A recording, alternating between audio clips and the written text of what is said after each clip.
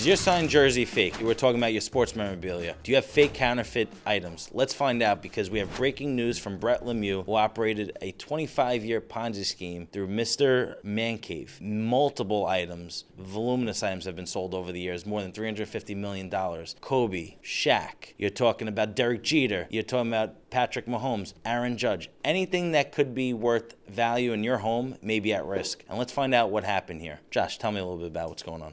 I want a refund on my signed jerseys, my signed baseballs, my signed footballs. The reality of it is this guy Brett Lemieux was he admitted on Facebook that he was taking autographs and implanting them on jerseys, and they were fake autographs. So, he outed himself. Then he committed suicide, knowing that he was going to go to jail for some sort of fraud. He's $350 million in fake memorabilia. It's definitely a crazy situation, because half of the country is probably walking around with fake jerseys, fake cards, fake footballs, all those whatever fake it is. devil jerseys that Josh has. Yeah. I mean, listen, anything that you paid significant amount of money for, people got ripped off, and sadly. But isn't it better not to know? I don't want to know. Yeah, exactly. Well, exactly. Like anything I have, I'm not going to go and see if it's real. I know that my Mariano signed baseball is real. I saw the guy sign it. The guy or Mariano? I saw Mariano. I saw a guy with the ball cap on. He's like Mariano. But what did he do? Did he do like an auto pen? Because I mean, that's been a hit thing in the news too. I don't know what is going to happen here. Like, what was the name of his company? Like Mister ManCave. Mister ManCave. What's the liability, and is there any assets? There's business insurance, I'm sure, but the insurance company is going to be anything with fraud. Insurance is going to disclaim. How much assets do they have? But why are they going to disclaim, Josh, for a second? I know you're saying fraud, but when they bought it, isn't negligence on the other companies? Can't you go base the lawsuit then on negligence of whoever that third-party company who may be buying the memorabilia from him? But insurance typically denies coverage when the actor who's insured is intentionally doing bad acts. Negligence versus gross negligence are two different things, right? Yeah. Intentional negligence, intentional defrauding. That's where, if you have insurance, you're not going to get coverage. But guys, you're missing my question, I think. It's like letting his house on fire. Mr. ManCave's insurance company is going to say, sorry, intentional fraud, we're not coming in. Correct. But now Mr. ManCave sells it to whatever it is, one of the other companies. Why shouldn't that company then say it's negligent on our part for buying the items without double checking it and selling it to because they're defrauded? I mean, it's like just like in a real estate matter when you have a hidden defect, right?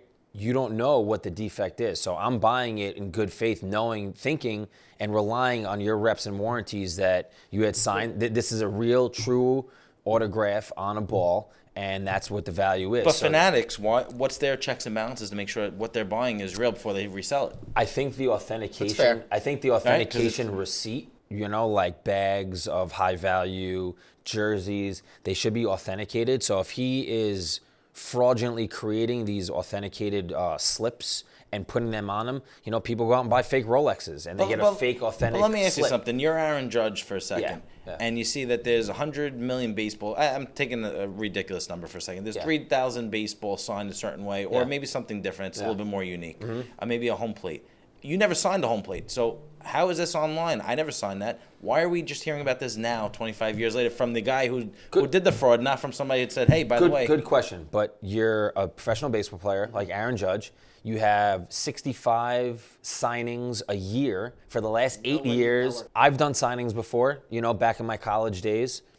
I can't tell you how many posters I signed on that 1 year we made it to a championship game. I signed 500. Right? I'm nowhere near anywhere the level of a professional athlete. You sign thousands of balls, plates, shoes, gloves. So baseballs is probably not the right thing to do for a baseball player. But I'm talking about something more unique. Maybe cleats. Like how many pairs of cleats can he? But what are you saying? Because it's not as if Aaron Judge is trolling the internet to make sure that the memorabilia being sold that he signed is actually what he signed. And but also why would he care? But also, wait. Besides that, they also said that they screen printed like the exact replica of the signature. So even if Aaron Judge were to stumble across a unique pair of cleats that he's never signed, he could say, I never signed that. If the signature is the exact replica and it's a fraudulent replica, it's going to be hard to tell. I guess my question would be, like, what if it was an Aaron Judge worn cleat, but it really wasn't ever worn by him? Sure. But that's maybe it was an Adidas brand and he only wears Nike. But what are you saying? You trying to figure out a way that insurance is going to cover this? What I'm trying to point and prove is that Fanatics and these other companies are also liable.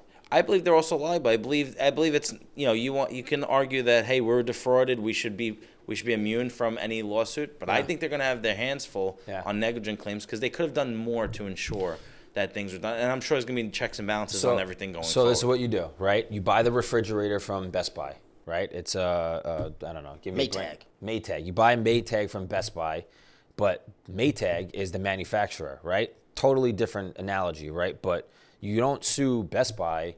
Yes, you do. You sue everybody. Well, yeah, you're going to sue Best Buy. You're also going to sue Maytag. But if the warranty for the refrigerator that you buy from Best Buy disclaims or has language in there that doesn't allow you to sue them for a manufacturing defect, then your only warranty that you could sue under is the actual manufacturer. So I'm going to guess that Fanatics terms and conditions and privacy policy says, hey, you buy this, but we bought this from another corporation, and our warranty that you signed in the little fine print doesn't cover a fraudulent, non-authentic signed baseball because we bought it from Mr. whatever this guy's name is, right? So I guarantee there's going to be some displacement. And for anybody that's ever dealt with an insurance company before, which I deal with all the time, it's pulling teeth, literally, to try to get some sort of liability there. But the reality of it is $350 million out. Where are the assets? I'm sure this guy squandered away or, gave cash away to his friends and family. How much of that is going to be able to get clawed back? And are you ever even going to be able to distribute any of this? Maybe a massive class action. How do you prove it? And the problem now is the guy committed suicide, so any criminal investigation ceases, right?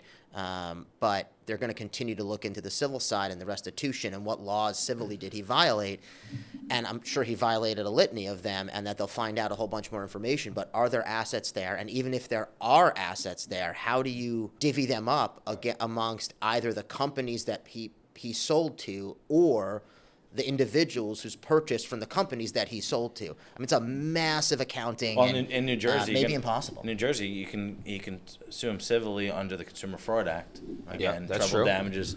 But again, if he has no assets, if he started giving. Judgment. I think you look at the breach of contract statutes of whatever state, you string together a massive class action. He probably has a life insurance policy, but would that be violated for suicide? As soon as you commit suicide. Yeah, they typically have those types of exclusions. But yeah, I think that whatever state, you're going to file this in federal court.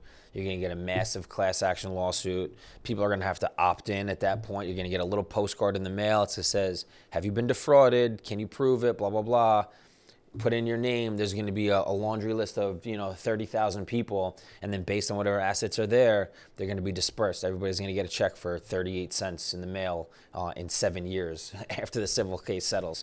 So I mean that's kind of what we're dealing with here, and it's unfortunate that people probably paid thousands of dollars for Michael Jordan signed basketballs. And I'm not even gonna look. The stuff I have is real. Well, you're a Brett Favre fan who's went to 9 different teams, so you definitely have fake stuff. I have Brett Favre signed Jets, memorabilia. Minnesota Vikings, Packers. What other team was he on? Well, he started in the Atlanta Falcons, but screw that. Yeah. Other than a Marty Brodeur autograph, I don't think anyone cares enough to forge the hockey player autographs that I have. They're Wayne mid-level Gretzky? Devils, guys that I've seen around the rink, stuff like that. But a Gretzky autograph has got to be worth significant money. So I mean, I know the Jordan jerseys that sell are like 30, 40, 50,000 a clip that are signed by him. How many people out there? Who did I see? I think it was who's the guy who was social media guy, and then he showing my age. Yeah. But he ended up turned into a boxer. Tyson. So it was one of the Pauls. There was a video about him and his girlfriend. They were at dinner, and I guess he's a big hockey guy. And she looks on something, and she goes, "Wait a second. Did you just spend $350,000 on a Wayne Gretzky used stick from the playoffs?" And he's like, "Babe, of course I did. It's Wayne Gretzky. He scored in the playoffs using this stick. Yeah, $350K. It wasn't Wayne Gretzky. It was the high school kid that used it on the ice. It was Joe Gretzky. Yeah. Oh my God. Yeah. That's So anyway, crazy fraud case. Wrap it up, Rich. I mean. So listen, if you have any sports memorabilia, we want to hear about it. What did you buy? How much did you buy? When did you buy it? Because if you bought it in the last 25 years, you may be at risk. Yeah. So drop below. Comment, like, share, and tell us what did you buy and who'd you buy it from. I want to know, did anybody buy from Mister ManCave? I want to hear your story. What did you spend? What did you buy?